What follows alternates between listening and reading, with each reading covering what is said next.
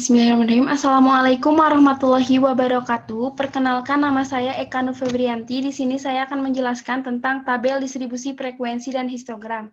Yang pertama, sebelum membuat tabelnya, saya akan menjelaskan tentang definisinya terlebih dahulu, yaitu pertama ada penyajian data. Penyajian data merupakan salah satu kegiatan dalam pembuatan laporan hasil penelitian yang telah dilakukan agar dapat dipahami dan dianalisis sesuai dengan tujuan yang diinginkan.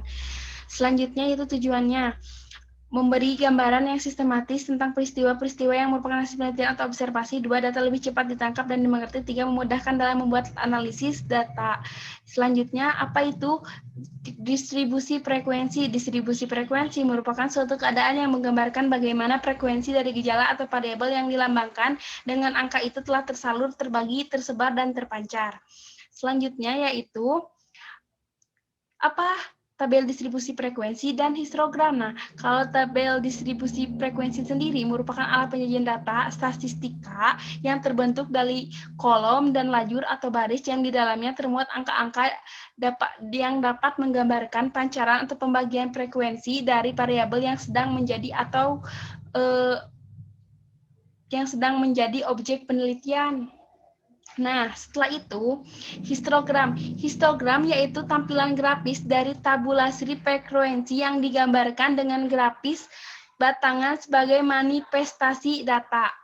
Nah, setelah itu, kita membuat contoh kasusnya terlebih dahulu, yaitu nilai ulangan IPS dari 40 siswa. Buatlah dalam bentuk tabel distribusi frekuensi. Nah, saya sudah membuat dari datanya ada 42, 41, 50, 66, dan seterusnya. Nah, di sini sebelum menentukan tabel distribusi frekuensi, kita mencari rentangnya terlebih dahulu. Nah,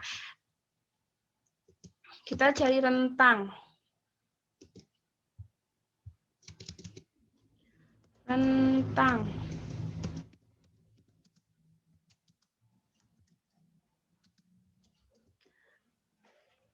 R sama dengan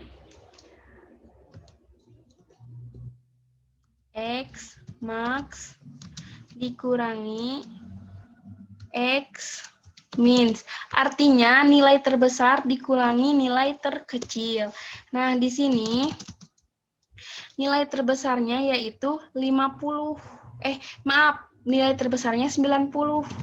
90, nilai terkecilnya 35, berarti 90 dikurangi 35 sama dengan 55. Berarti rentangnya yaitu 55. Selanjutnya, setelah mencari rentang, kita mencari banyaknya kelas. Banyaknya kelas. BK sama dengan 1 ditambah 3,3, karena datanya 40 berarti log 40.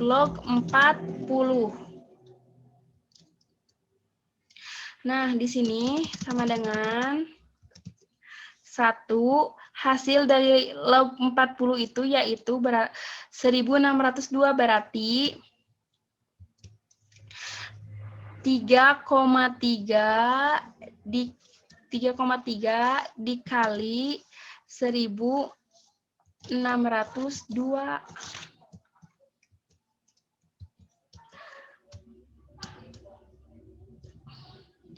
Hasilnya yaitu 1 ditambah 5,2866 sama dengan 6,286 dan dibulatkan bisa ke atas dan bisa ke bawah. Saya bulatkan ke atas yaitu 7. Setelah banyak kelas, kita mencari panjang kelas. Panjang kelas. Panjang kelas PK sama dengan R dibagi BK, rentang dibagi banyak kelas. Nah,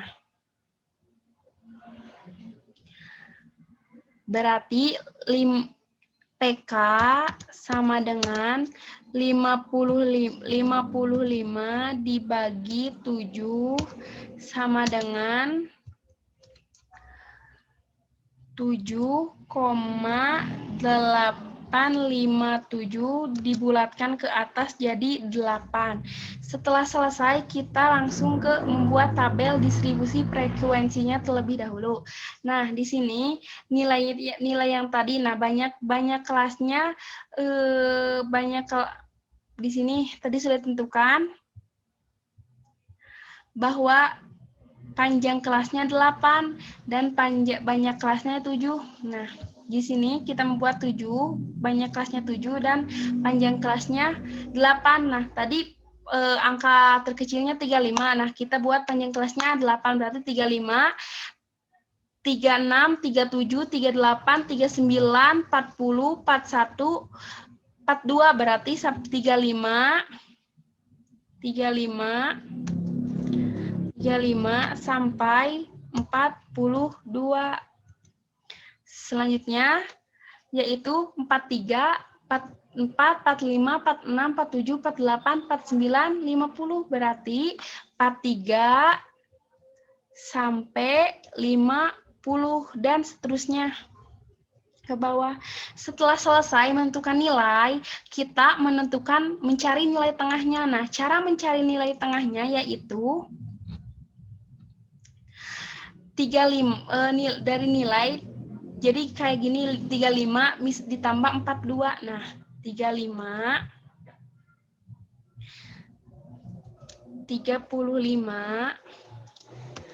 ditambah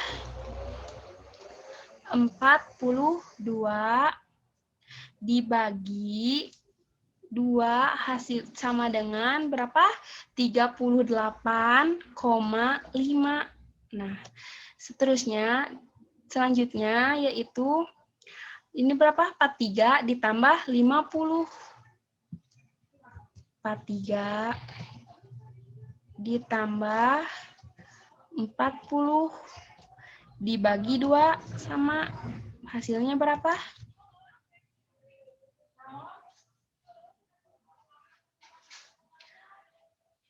Hasilnya 46,5 dan seterusnya.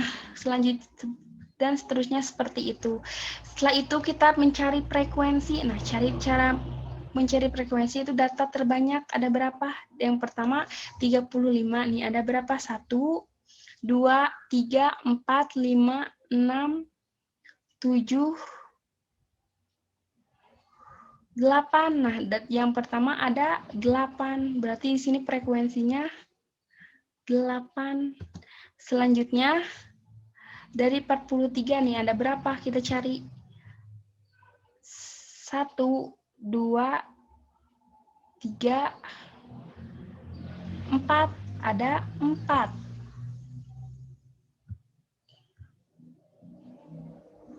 Di sini ada 4, frekuensinya 4. Dan seterusnya ke bawahnya seperti itu. Setelah selesai membuat tabel distribusi frekuensi, kita mencari histogram. Sebelum langsung ke histogram, kita mencari datanya terlebih dahulu. Nah, tadi nilai tengah frekuensi yang tadi sudah kita cari, tinggal kita masukkan. Nah, nilai tengahnya tadi 38,5. Yang ini yang bawahnya 46,5.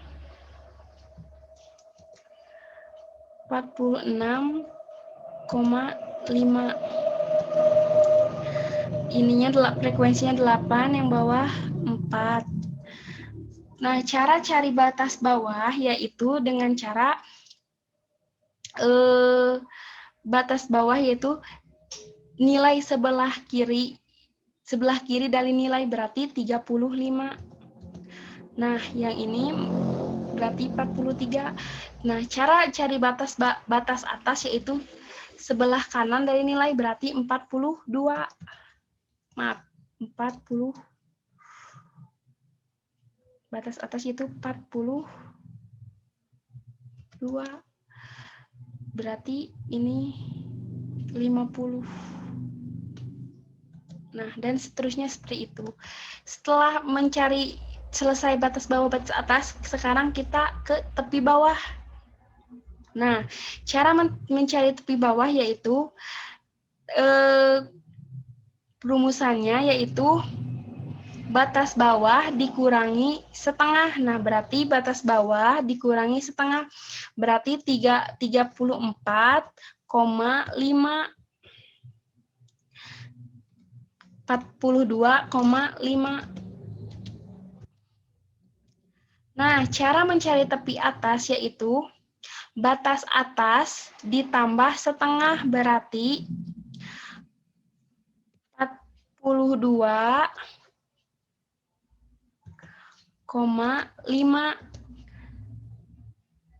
50,5.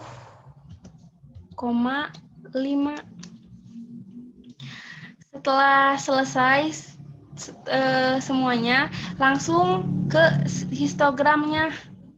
Nah, ini sudah saya berikan contoh.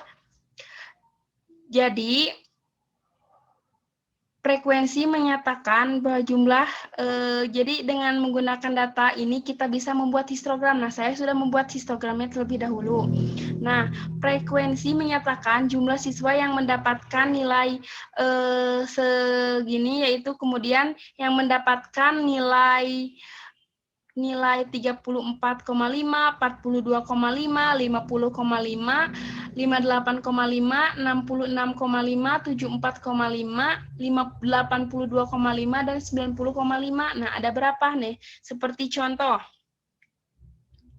34,5 sampai 42,5 itu ada 8 orang.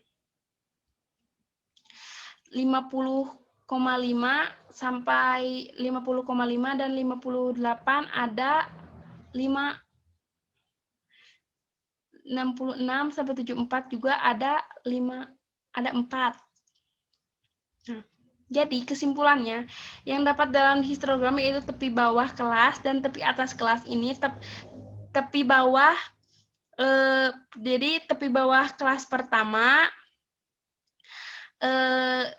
ini tepi atas pertama, dan ini tepi atas pertama sekaligus tepi bawah kelas yang kedua, dan seterusnya seperti itu.